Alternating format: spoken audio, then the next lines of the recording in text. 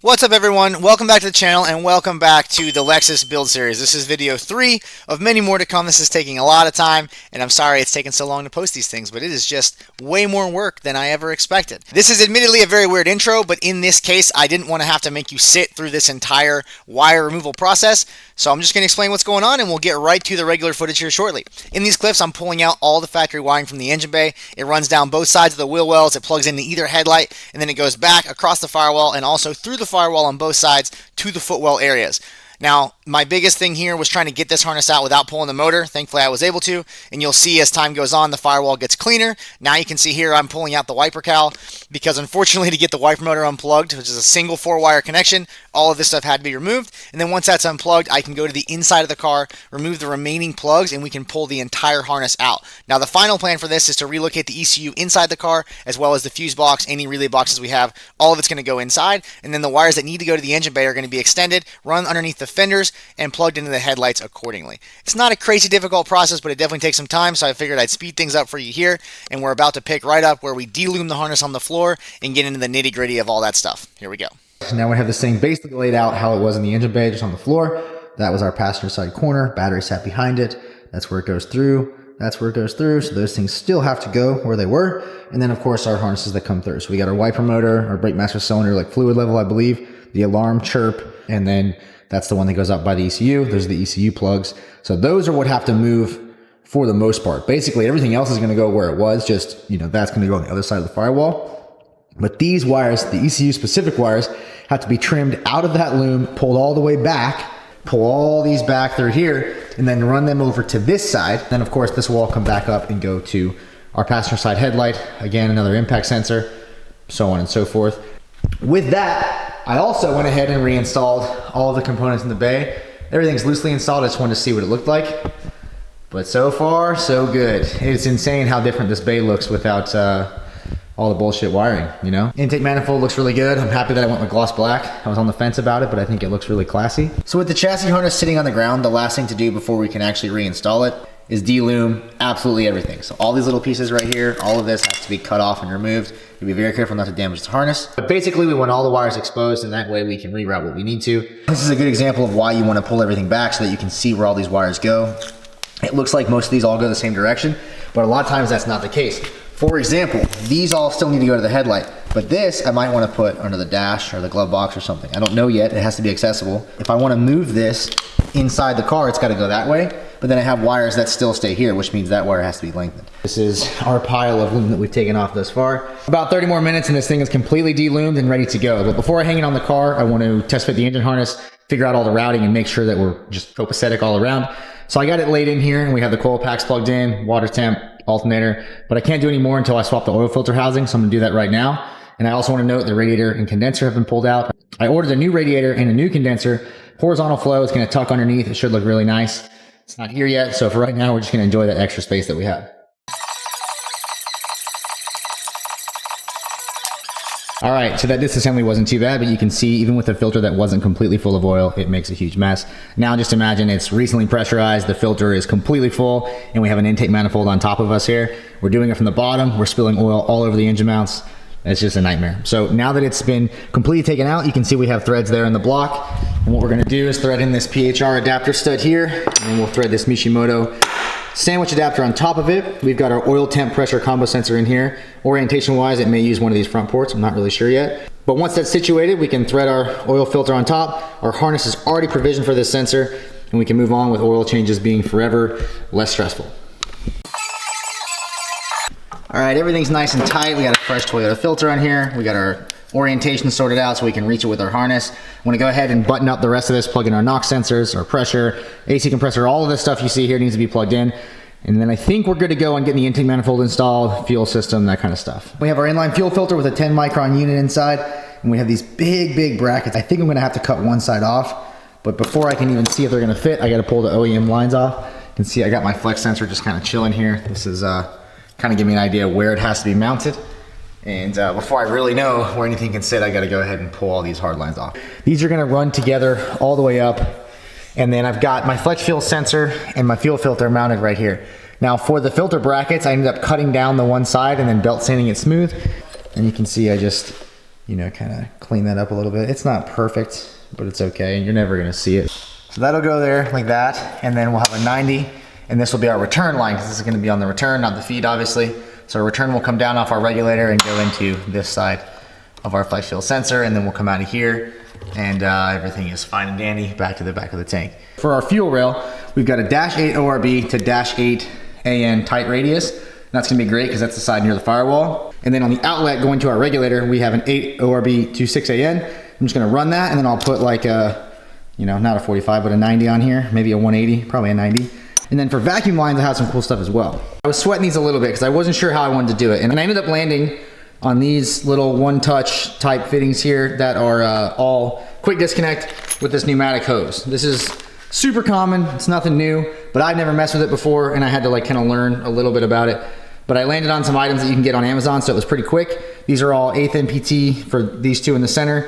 This one's 1/8 inch MPT to whatever that barb is. It's gonna go to our brake booster. And then we just have a 1/4 inch MPT plug there because I don't need it.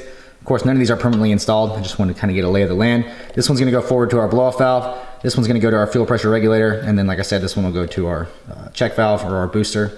And then I have a few other ones for various things. So the other side of the car, we have to plumb the boost control solenoids and the wastegate itself. I'm hoping that these are tight radius enough to fit off the top of our wastegate without any problems. It definitely will look nice, but I do worry about melting this hose. It's got a working temp of like 140 degrees Fahrenheit.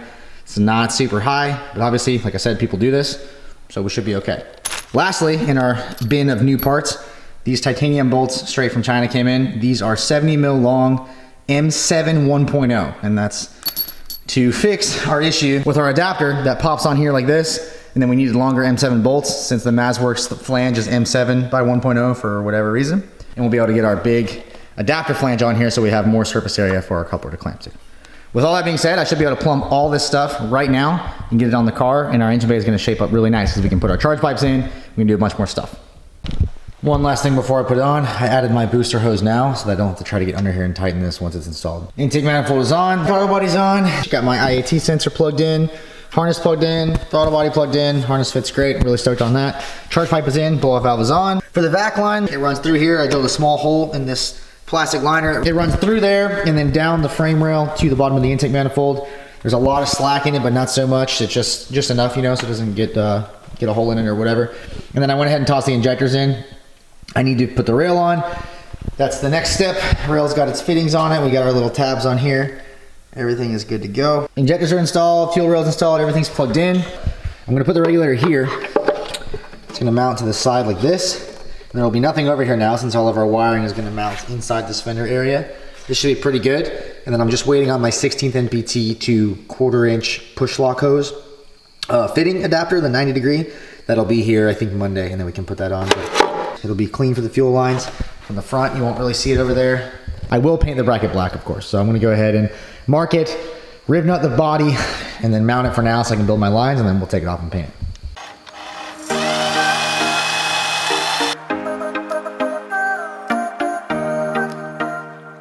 After way too long of a time frame, the regulator is finally mounted. We're under the car now, and I've got my 45 from that line I just built right there coming off the top of that fuel filter. And then it goes up behind or above the ABS lines to the inlet of the fuel rail. But with that being said, that is the last line that we can build because I don't have any more hose. I might as well move on to something else, and the vacuum stuff is almost done, so we'll just go ahead and finish it. While we're up in the air, I'll show you my location for the boost control solenoid. It's gonna go right here on the frame rail.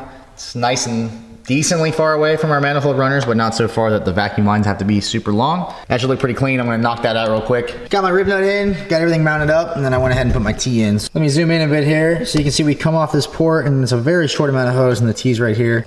Might want to add a little slack to this line. It's not bad, but it could maybe be a little better. And then they come up to our gate. All in all, it's super clean. Moving on from the boost control solenoid and the vacuum lines and all that good stuff, we have two options for what we do next. We can pull the manifold, finish weld the wastegate flange, build our dump tube. I haven't forgot about the wastegate dump tube, I just kind of didn't do it yet. Or we can jump into the radiator. Now I have all the stuff to do our dump tube left over from my Mighty Max stuff. So we're pretty much chilling there. It's a pretty easy job, and I really don't think I want to do that. So we're gonna do radiator stuff first. Here we have an over-the-counter, off-the-shelf Avco unit. This is from Summit Racing. It was 400 bucks. It's a little more than I initially wanted to spend, but it's cheaper than ordering a custom spec core or tank setup. and they're readily available in the event that we need another one for any reason. This thing measures 28 wide, I believe, by 15 tall, which leaves us with a 22.5-inch wide core. Of course, the vertical height does not change because this is horizontal flow. It is dual pass, and it is 3 inches thick. This thing tucks in there real nice. I've test fitted a couple times. It tucks right under the top of the core support. Depth-wise, we still stick out a little bit. 3 inches is a bit wide for the IS300. It's not going to be fully tucked like you'd see on like an S chassis or something, but it looks way better than factory for sure. So it's going to sit just like this in the car, and we're just going to move our upper crossover pipe to come directly here. And then we are going to use 20 AN fittings. I think it'll look good. I think it'll be nice. Now for our condenser, let me grab that and I'll show you what I have in mind. Here is our universal parallel flow condenser unit with integrated dryer. It is very important to note that the dryer is integrated. This is the only way I'm willing to build these custom setups anymore if possible, because it saves you an extra connection, and it saves you the need to run like a remote dryer or a dryer that's not right here. So you have to move it somewhere, and it just requires extra work and extra hose. This is so clean. It's the only way to go. Not all condenser sizes are available with an integrated dryer, so if you can't because of that, I understand, but if you can, I highly recommend you go this route. Now on the other side, we have our standard -6 or number 6 and number 8 insert O-ring fittings, and this is pretty standard for AC stuff, as this is a universal condenser. So plumbing wise, it's not going to be crazy hard. I'm just going to have to weld fittings to our compressor, and then we'll modify some stuff as we go. We'll cross that bridge when we get there, but to give you an idea of how we're going to connect it. And then I got some weld bungs, which we're going to weld to our tanks here, and we'll build some bracketry, and then this condenser will just float right in front of our radiator like so. Now for the other side with our fan, I have this nice big Durali 14-inch unit. This is the biggest, highest flowing one I could find in 14-inch, and it's the biggest fan we can fit because we have 15 inches of vertical space. This is rated at 2150 CFM on the high flow rating. It does have 2 fan speeds. I don't know if I'll even hook up the lower fan speed, maybe. But the plan is to build a shroud and put the fan something like that. Obviously it'll be center, but you get the idea. There's our beautiful 16 gauge sheet that unfortunately has been sitting outside for the past few days. So I'm gonna cut a little section out. We'll get it bent up on the box pan brake. We'll weld up the seams, and we should be in business pretty quick. I got all my lines marked out. Everything is measured and pretty dialed, I think. We'll see.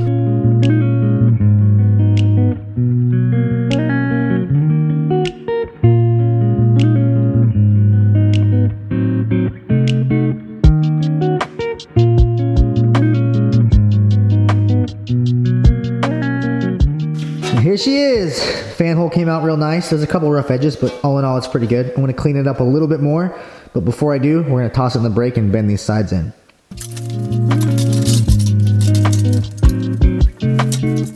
Shroud is all bent up, little test fit, fits great. Fan fits really good. Overall, very happy with it. It was a pretty easy process, and it's done. So I'm gonna toss it in the car and see what it looks like. That's why we got it all taped up. A little bit of a front view, a little bit of a top view. Pretty happy with this setup for the most part, so we need to pull it out, finish weld all our seams on our shroud, get everything mounted, obviously bolt the fan down, then mount the radiator to the chassis, but I don't really have any room over here, so I'm gonna go ahead and raise it up and finish our exhaust manifold, our dump tube, and all that stuff first. We'll clear out some table space, and then we'll come back to the radiator.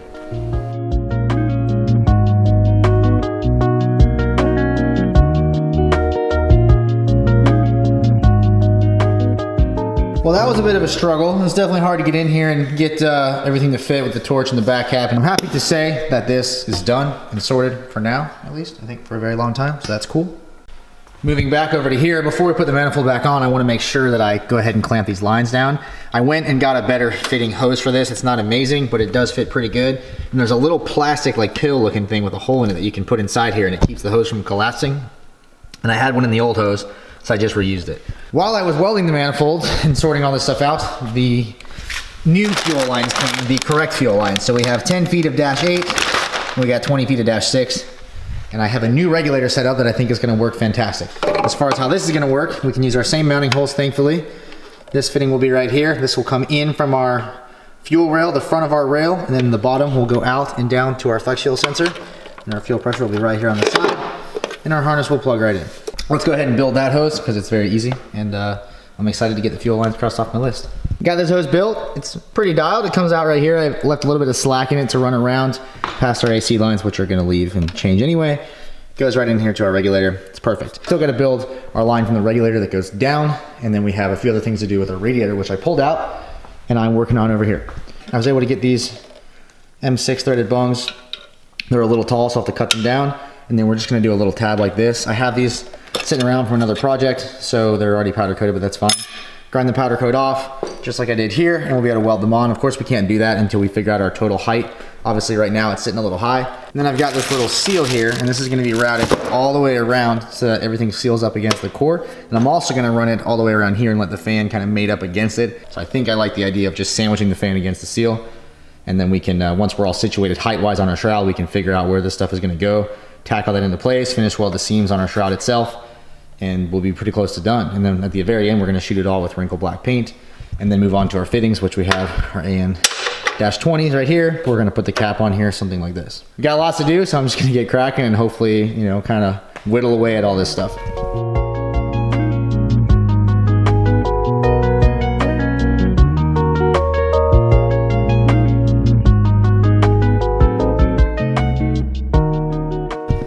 So this is kind of what I'm going for, or what I've been expecting it would look like. But I don't love the overhang right here, of course. It's not a good look. So I think what I can do is just kind of trim it with a straight edge. I'll put an edge here and I'll cut it. The next thing to do is grab the fan and see how it looks kind of sandwiched down on top of this. Look how good that thing drops in there. You can't even see light around it. You can't see shit. This is dialed. This is exactly what I wanted. And the reason for this is that now the fan is sitting all the way in the shroud, or at least as far as we can have it sit. So we're furthest away from our pulleys, our serpentine belt, all that good stuff. And then, you know, we're just gonna have to trim this. I gotta find a clean way to do that, which might be harder than I think. And yeah, you know, whatever, we're there, cool. All right, BRB. All right, got the manifold back on. Everything is tight. I'm happy to say that this exhaust manifold does not have to come off again, I think. Fingers crossed, let's hope that's the way it turns out. Now, the turbo does have to come back off because unfortunately the gasket was like a cheap China one that came with the Rev 9 manifold. And it was actually a smaller physical rectangle than what the T4 requires, although it was a T4, it's not a T3. It's just a poorly designed T4 gasket. So I ordered a new gasket, the proper one that I should have had all along. That'll be here in 2 days. But it doesn't matter, we can still fit everything up. So we got our wastegate in place, our downpipe is in place where it's gonna be, and we can build our dump tube real quick, and then we can move on to things like that. So I pulled off the thermostat housing so we can weld our 20 AN to the bottom side of that. We can do the 20 AN here, and then we can move on to the radiator side, which we've already talked about, but we can finalize all that and get that mounted. And by the time we're done with that, our gasket should be here, and then we'll cross the engine bay off all on one day, which would be great. For the dump tube, I went ahead and cut this thing down a little bit. We have our flange already on the gate, and it's really basic. It's basically just gonna go like that. It's gonna point down, and then we're gonna weld an extension on it. All right, dump tube is completely done. It's been chopped. I'm gonna throw it in one more time and show you what it looks like, and then we're gonna move on. You see we got nice frame rail clearance there. It's a little bit hard to see, but it just peaks down. It's not lower than the exhaust. Perfect. This one's done, cross it off the list. Okay, so with the dump tube done, what's next on the list? It still feels like it's taking ages to get all this stuff knocked out. We got the car in the air, so I'm just gonna go ahead and do the fuel lines. I really wanna work on the radiator. I'm not done working on that, obviously, but fuel lines are easier, a little quicker, and then I can kind of be like, oh, I'm done, you know, raising the car up. So I'm sure I'm not, but at least it feels better to set it that way. So I'm gonna go ahead and knock the fuel lines out real quick. I might show you a few clips from that, but you've seen one, you've seen them all kind of deal, and then we'll move on to the radiator. Obviously, we gotta get the fuel lines from here, underneath the car, and I haven't really taken a deeper dive into this Autosports Engineering hanger. Now, after I talked about it in the last video and said how sick it was, I found out that a lot of guys don't like it. Now, I don't have anything to say about it in either direction right now, except for the fact that it's not a stock hanger and it holds 3 pumps, and that's pretty awesome. So we'll see if it gets shitty as time goes on, but as of right now, I'm still happy with it. What I'm not happy with is the previous owner doing straight fittings out of this thing. They're running into basically this wall right here, and it's really hard to unthread them. This is completely unthreaded, but it's stuck in place. I wanted to show it to you before I get it off. We're gonna put 45s on here instead. It should allow us to make this turn better and get the new hoses under the car. And then I'm gonna add the new pump while I have access, you know, of course, because obviously I can pull this up and out. So I'm gonna take these fittings off, and then we'll pull it up, and I'm gonna leave these in the area so that I can zip tie my new line to this old fitting, and then when I pull it down, it's a lot easier to route it. At least that's the theory. We'll see how it goes. All right, I got the hanger pulled out, and I dug into it a little bit, and I'm glad I pulled it, I guess I should say, because I don't know how much of it was right.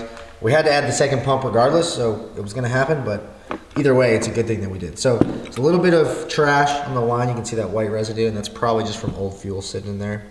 This thing's never been used, as far as I know. There's no fuel like anywhere but at the base of like the little filter that I pulled off here. This thing is a little gross already, so I'm gonna clean that. I got a fresh one here, and then I have my other pump slid inside. So first impression of this hanger is it's pretty nice. This is not a hanger review, but you know, just saying, it looks pretty good. It does have a provision for a third pump here. If you look on his website now, they no longer do that, which makes sense. You could only have 3 pumps, or you could have 2 pumps and a fuel level, and I would much rather have a fuel level. Plus, with technology we have nowadays, you know, these 2 pumps alone are good for like over 1100 or 1050 on E85. These are just Walbro 450s. There is the 525 Hellcat pump, which flows even more. So the new pump is obviously the one that has the cleaner hose, and I just put that one on. Had to pull a plug and then put a fresh barb in there. So what they do is they got the 2 barbs that come up, and then it goes to that. Then we put our dash 8 ORB to 8AN, which is right there, and then it'll go out to our fuel lines. After spending far too much time with the OEM Venturi siphon pump, or siphon jets, or whatever you want to call it, I ordered a radium one. Had to make a few modifications to the fittings that go inside it, but overall it's just basically straight out of the box. And what this thing does is it's just a simpler version of the OEM one. It hooks up to the return line, and then it creates a vacuum. You pick your orifice hole size based on your fuel flow. There's a couple different fittings with different hole size options. The green one should be what we need. And then this will pull fuel from the other side, or the passenger side of the tank. Now I had to weld this together because I did not have anywhere to get these fittings. I don't want to wait. So this is a 3/8 bar welded to a dash 6 ORB. This will cross over from the other side of the tank and plug right up to here. And once we get it in the tank, I can figure out where it needs to be orientation wise, and then I can crimp these last 2 clamps. I can try to rotate these pumps and get any tension that's on here off of these hoses. And we have to make sure that we have enough range for the fuel level. Pretty straightforward, I guess. This is a lot cleaner than the OEM setup, and I like that it's straight down and over and not all this crazy flipping around with 180-degree hoses and stuff like that. So we need to test fit this in the tank, and if it's good, I can go ahead and clamp these. We can leave it in the tank, and we can finally build our fuel lines. As far as wiring, the wiring is completely done. Everything is sorted, and all the pins are marked in my notes on my phone so that I can reference this side. I got some relays coming. Should be able to get this all wired up pretty quickly, and I think it's gonna look pretty nice. All right, I got it configured. I got it zip tied in place. I got a little piece of hose cut as an isolator, right, can you see that right there? Yeah, zip tied on, bunch of zip ties, oops, sorry, bunch of zip ties there. Our level is uninhibited, up and down, so that's a big plus. And I think we're good to go to put it in.